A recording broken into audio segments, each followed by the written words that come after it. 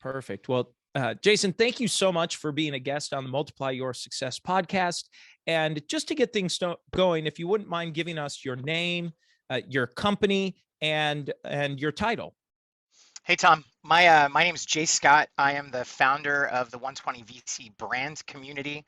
I guess my title is CEO, but I kind of that sounds fancy. I generally just go with founder. And I'm super stoked to be here on Multiply Your Success podcast. Great. Well, thank you so much for being a guest here. I'm really grateful for your time. And one of the questions I'd written down to in preparation for our conversation today is to talk about a line that you have, and you say, "Imagine a world where the majority of teams are winning." And I really like that quote. And I'm just curious what that means to you. What does that look like? What does that mean? So my first business, 120 VC, I started 22 years ago, and at first I thought I was starting a project management company because I liked pulling teams together. I liked leading those teams to accomplish the outcomes that they felt that they needed. And somewhere along the way, I realized that that's really what leadership is. Leadership is about enabling your stakeholders to define and deliver the necessary and expected results. And then I stumbled into really being able to see the difference in people's lives when on a team that isn't getting the outcomes that they feel like they need versus teams that are getting the outcomes they think they need. So essentially, in my career, I've taken over multiple projects that were struggling to turn them around.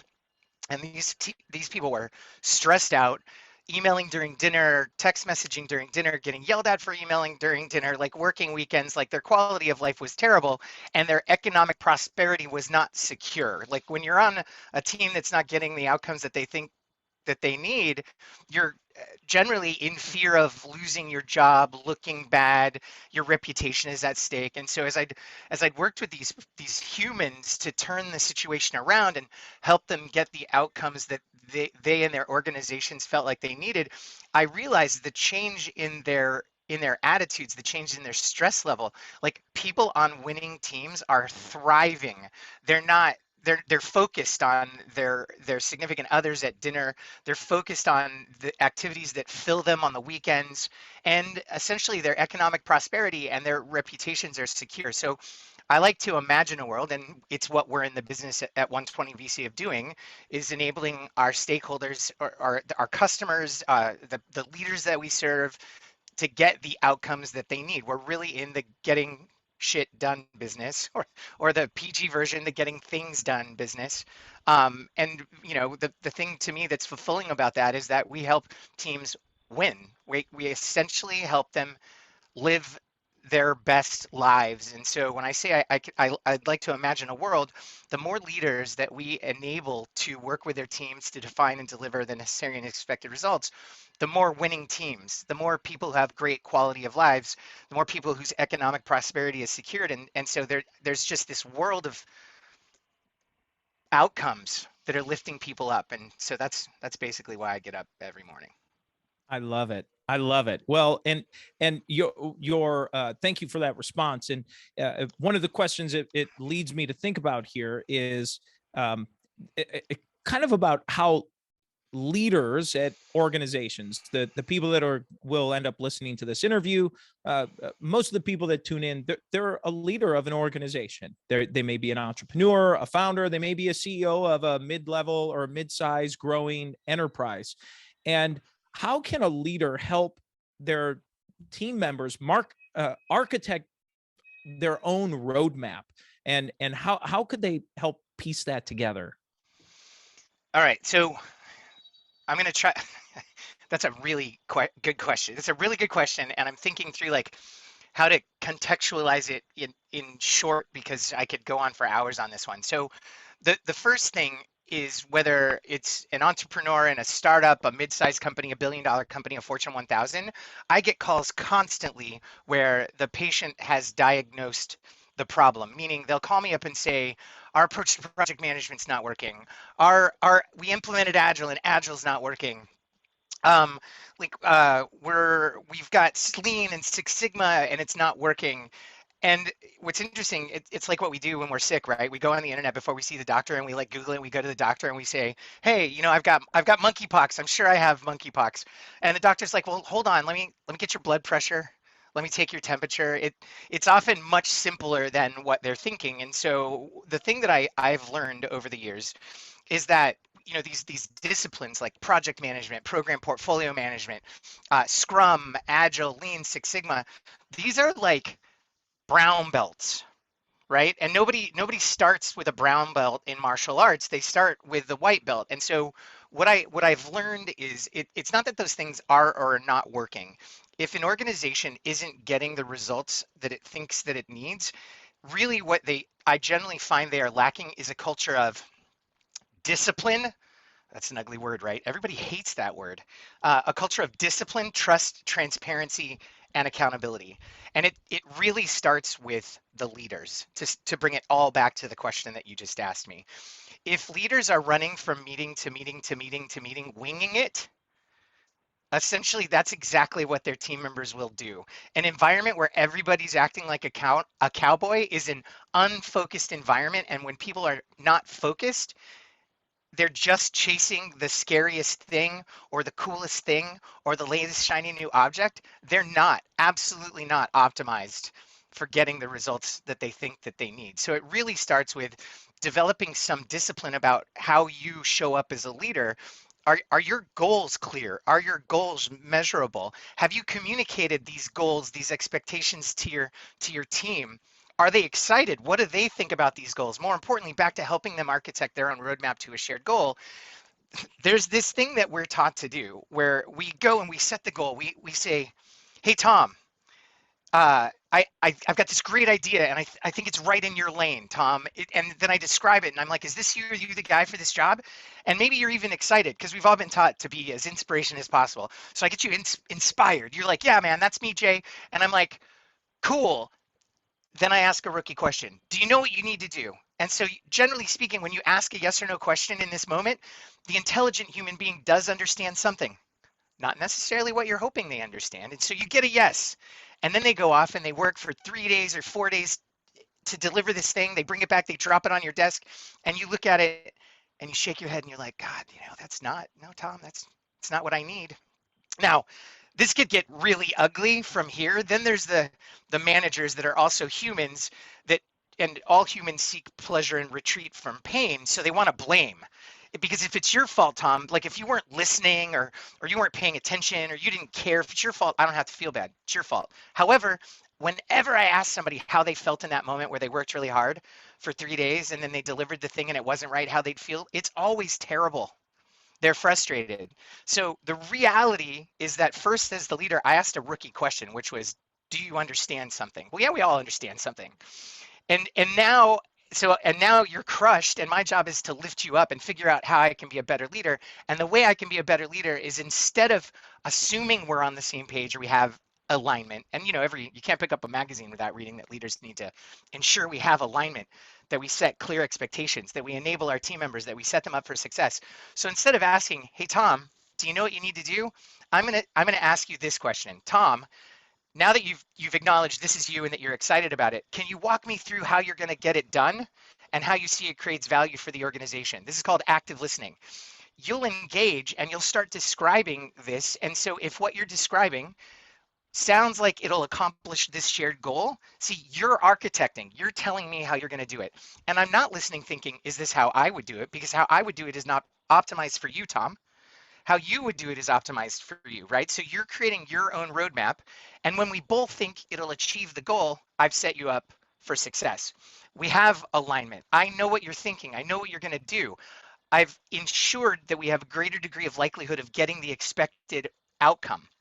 Now, the opposite side of that is if what you're saying doesn't sound to me like it's going to achieve the goal, instead of making an assumption and a judgment and saying to you, Tom, I don't think that's going to work, because first, that's not a fact.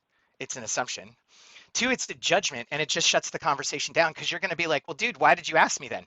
Just tell me what you want to do. And that's not leadership, because I basically tricked you into asking me how to do your job. And so now I just get to tell you how to do your job. Bad leadership. In fact, not leadership at all. That's command and control. That's I tell you do. What I'm going to say is, and this is a fact, Tom, I don't get it. I do not understand how what you're describing is going to get there, and I need you to help me figure out what I'm missing. And so we just kind of go back and forth, and I ask questions like, have you thought about this? Have you thought about that? And if in asking you these questions, trying to figure out which thing that is in your head that I am missing that will make your roadmap clear to me, I might just get to a point where I'm still not getting it. And I'm just going to say, hey, Tom, listen, this is what I'm seeing. And in that, I'm either going to tell you something you didn't know, or I'm going to tell you what my universe in my brain is seeing, and you're going to identify the thing that I'm missing, and you'll shift your strategy and we'll get to alignment, and then you'll go get the work done. So that's essentially the active listening technique, is how we help or we enable our stakeholders to define and deliver their own roadmap to a shared goal. Interesting. Well, thank you for sharing that. And this kind of leads me to the next question. It's really about what you describe as, or your experience, what I gathered is really focused on this human-centric approach to business leadership, to change management. And so I'm curious, our primary business that we help companies go through is really a change management process to help them franchise their business. They're going from operating whatever business or service they're offering, whatever product offering they have, to now they're in the franchise business and they're selling and franchises and training and sport. It's really a shift, and they're doing something similar. And so I'm just always curious on how this human-centric approach to change management and some things that you've maybe done in your career, or examples you might even be able to share of clients or your own experience on what that might look like. Sure. So let's start with, it's never just business. It's about people. In fact, that's the title of one of my books. And it's obviously a riff off The Godfather, where they do terrible things and they say it's just business, it's not personal, right? Because there's this illusion that this company is good and this company is bad, or the government is lying to us, when in fact there's no such. The company is just a legal entity that, without the humans inside that entity, can accomplish nothing, right? And so, like, leadership and business is deeply human, in that organizations, and I mean the people in them, are optimized for the results that they're getting. If they want to get different results, they need the humans in that organization to do their jobs differently. And in order to get those humans to do their job differently, the humans need to have a good attitude or even be excited about doing their job differently. Gallup performed a study and found that what motivates people in business is not money.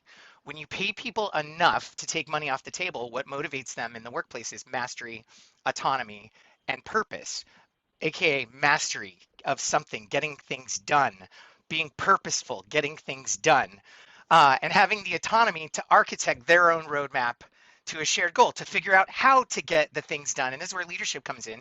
We help them figure out how to get the things done. And so, we're taught that we need to be professional, which I always interpreted as a robot that is perfect in every way and never makes a mistake. And here's the thing, that's not human, right? And it's also like BS, like it's not reality. What you end up with in that model is a whole bunch of people pretending like they're perfect and not taking any risk and not taking any chances and spending more time protecting their image than getting things done. And this isn't a very productive environment. And so if you consider that, first and foremost, all of our decisions are not made by our neocortex, so like our logical brain. They're actually made by our ancient brain, the limbic brain. And this is our feeling brain. This is the brain that has no capacity for words. This is the brain that feels all of our emotions. And this is the brain that makes all of our decisions, which then are interpreted by our neocortex. So to not acknowledge that, first and foremost, humans are emotional creatures, and second, it's humans that make all of the outcomes happen, then basically you're operating on a premise of control, like people are robots, which will never, ever, ever achieve optimal outcomes. In fact, people in those models are not motivated. They're clocking in, they're clocking out, right? There's somebody telling everybody how to do their job. The team's collective IQ is not very high. We're in an environment with a leader where that leader is pulling people together and helping them collectively architect their own roadmap to a shared goal. Like the collective IQ is very, very high. Innovation is possible. This is how we go to space. This is how we build ginormous dams and satellites and have breakthroughs in technology, medical technology. These are from environments where they're bringing humans together and collectively raising up the team IQ by engaging with them instead of telling them how to do their jobs. So like I said, it's never just business, it's about people. Yeah, I love that. I love that statement, and we'll make sure we link back, by the way, to your book and information on that as well in the show notes here. Um, well, Jay, one of the things is this great point to transition here, and we always ask every guest before they go the same 4 questions. And the first question we like to talk about is a miss or two you'd like to share about your career that or personally, and something you learned from it.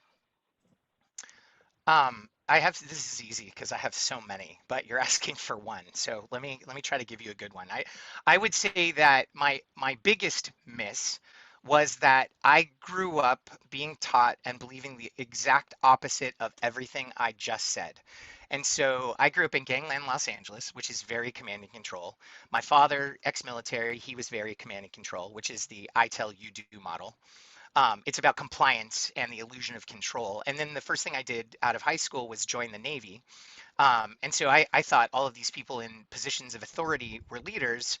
And so when I left the Navy, that is the type, and I got my first team. That's the type of model that I employed, meaning motivating outcomes with authority. And then when I left Universal Studios after delivering some of their largest global projects and started 120, my reason, my literal purpose was because I was going to be the best, because I was the best, and I was going to make a lot of money. And so as I did deliver for my very first client was Sony Pictures, I killed it. I delivered their projects. But the problem is my motivation was I was delivering these projects for the glory, for me, because I was awesome. And I didn't feel guilty about this or bad about this in any way because my clients clearly benefited. But there was friction. And what I didn't realize at the time is that it could be better. And so somewhere along the way, as my humanity developed, I matured. I was 27 years old when I started the company. Um, and there were times where I had truly human conversations with people, right? Because I wasn't a bad person. I just was employing, like, in fact, at work they called me a bulldog. Outside of work, everybody was like, "Jay's a cool guy. Let's hang out with Jay," right? Like, so it's not that I was like a bad person. I just was not going about getting the things done in a way that lifted my team up or put them first, or where they did anything that I just described in respect to helping them architect the roadmap. It was, I'm the smartest guy in the room. Let's all do it Jay's way. And if they didn't want to do it my way, how could I convince them to do it my way?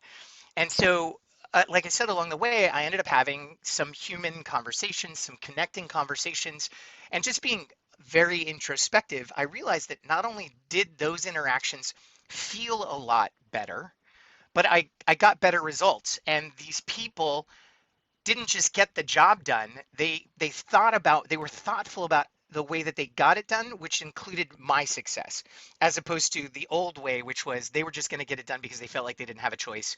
And so, there was no teamwork at all. And so this is where I learned, or I heard somewhere about servant leadership, and I sort of started exploring it. And then I realized that we are not called leaders because we are on top. We are called leaders because we are the first to go into the unknown. And by the way, this is Simon Sinek that I'm quoting right now. That we are not in charge, that we have a responsibility to care for those in our charge.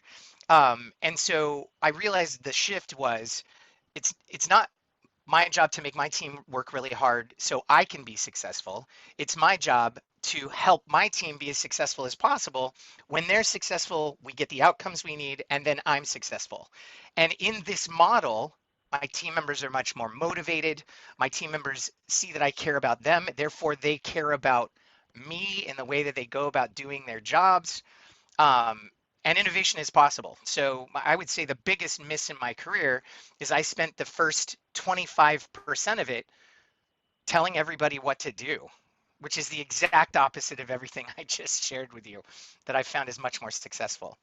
Yeah. Wow. Thank you for sharing that. Well, but to a certain extent, you recognize that, right? So the flip side is it was only 25% and not 45% of your career, right? Yes, yes. Well, great. Well, the second question we ask everyone is: has there been a make or two you'd like to share that you haven't had a chance to talk about? A make. All right, give me a quick second to think on that one. Sure.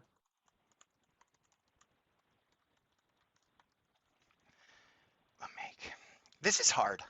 I'm much more focused on where I can be better than where I feel like I've succeeded. Um, but I'm obviously stalling. I would say that Well, well my biggest how? make. I've Oh, got it. Yeah, okay, I've got good. one. I've Okay. got it.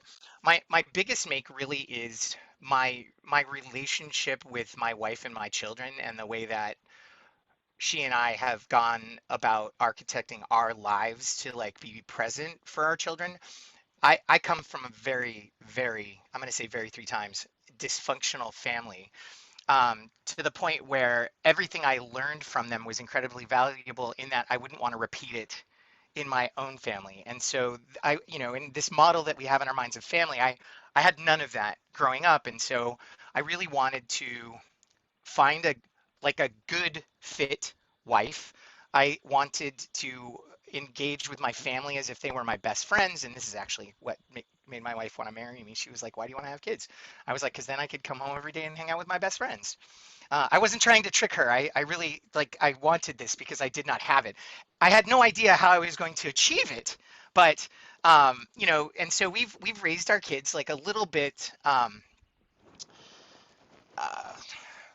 Different than I think most of society, in that we expose them. We expose them to things. And so I'm ex-Navy, which means I occasionally will drop the F-bomb, and instead of like pretending to be these perfect adults in front of our children, we're just the adults that we are in front of our children.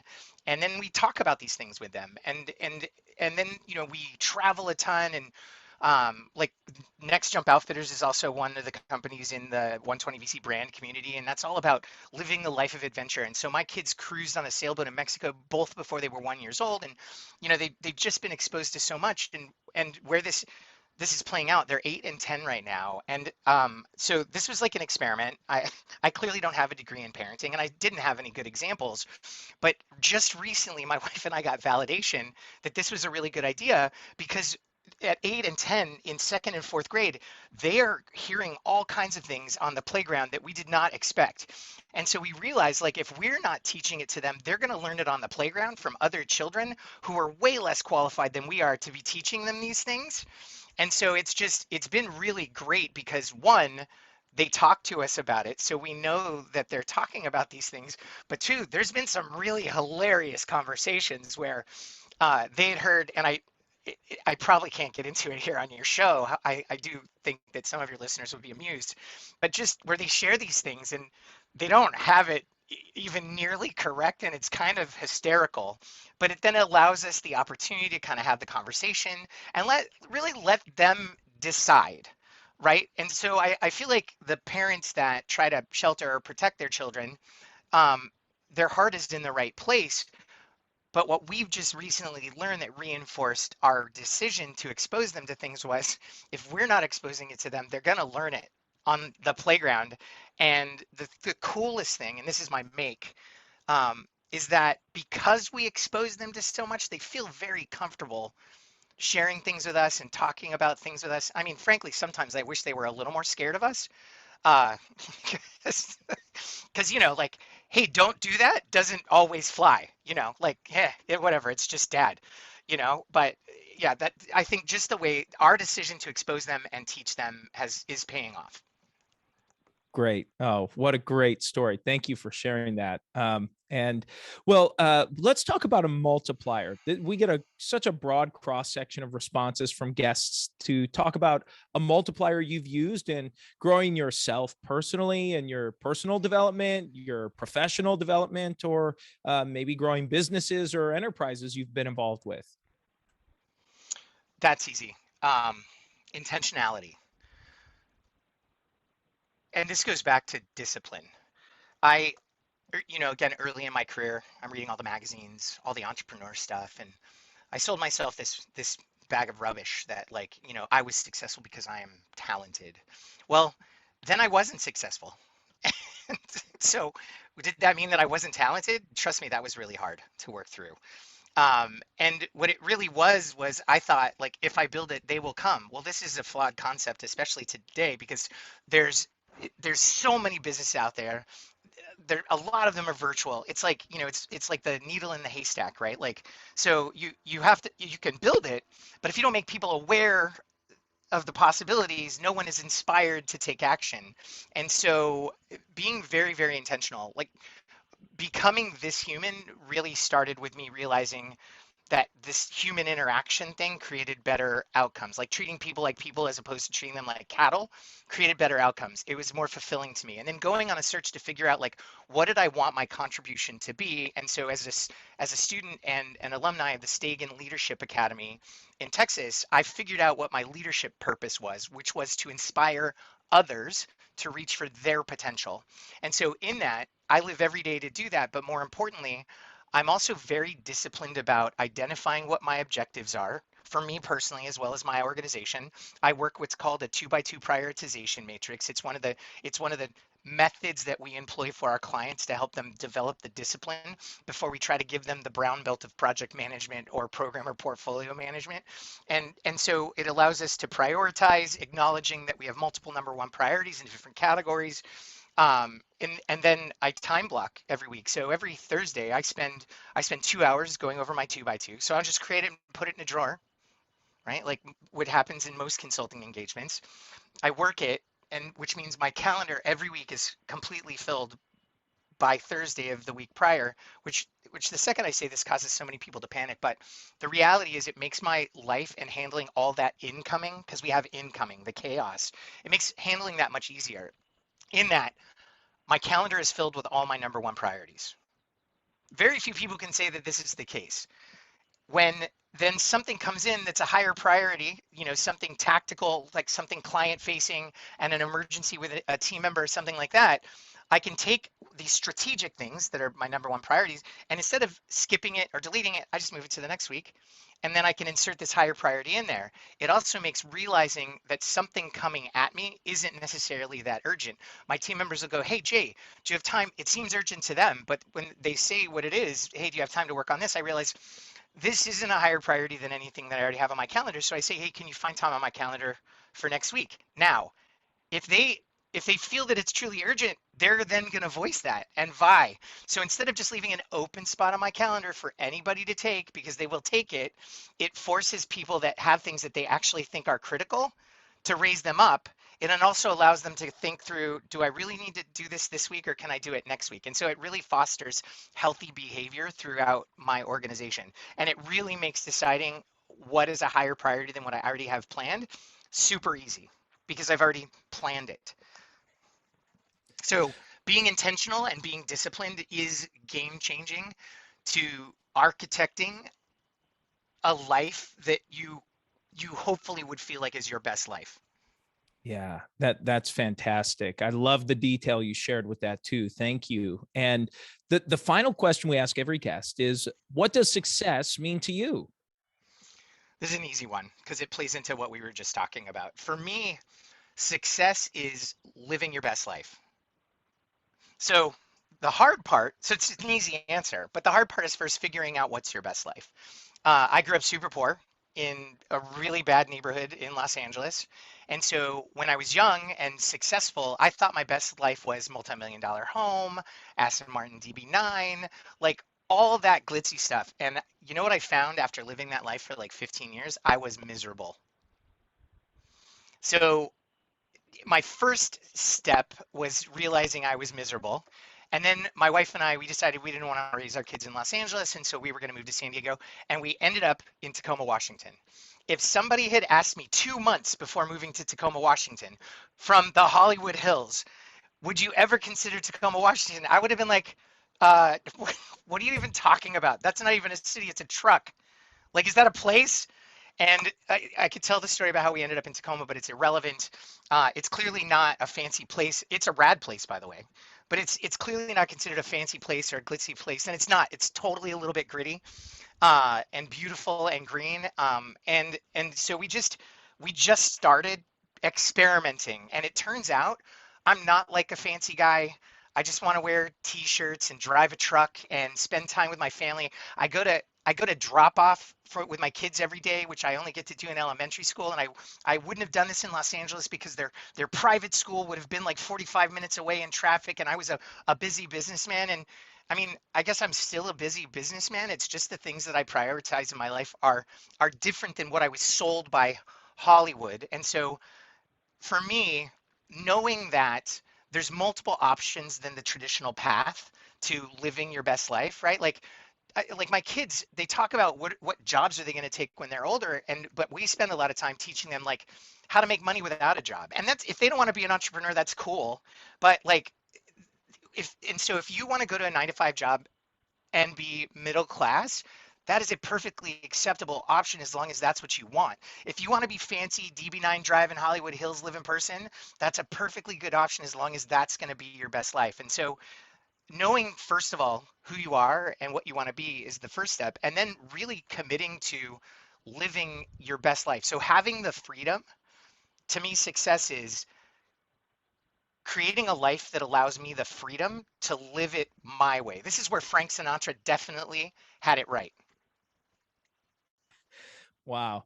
Well, that is amazing. Well, I'm so grateful for your time here. And as we bring this to a close, is there anything you were maybe hoping to share or get across that you haven't had a chance to yet? No, no, I'm feeling a little embarrassed in that you just let me talk about myself for like 45 minutes. That was uh No, the so I interviews. appreciate it. Yeah. Real quick, how can people learn more about your company, find out about what you're doing, get access to your book? What's the best way to do that? I'd say just connect with me on LinkedIn. Jason Scott 120 VC is probably the best way. People can email me, Jason at 120vc.com or Jason at nextjumpoutfitters.com. I'm super accessible, and I really love to share. I teach constantly, and so all of our events, which are meant to put tools that people can actually put to work in their hands every day, are posted on our website 120vc.com. Those are obviously all focused on outcomes. We're soon going to start posting educational events on Next Jump Outfitters, which and the idea there is eliminating 50% of what it takes to live a life of adventure, make it super accessible to every human. Um, and so I guess those are some ways. Great. Perfect. Perfect. Well, thank you so much for your time. I'm really grateful for it. I really appreciate you taking some time to be on the show today. Thanks, Tom. It was fun. I appreciate it. Looking forward to the next time we get to catch up. Absolutely.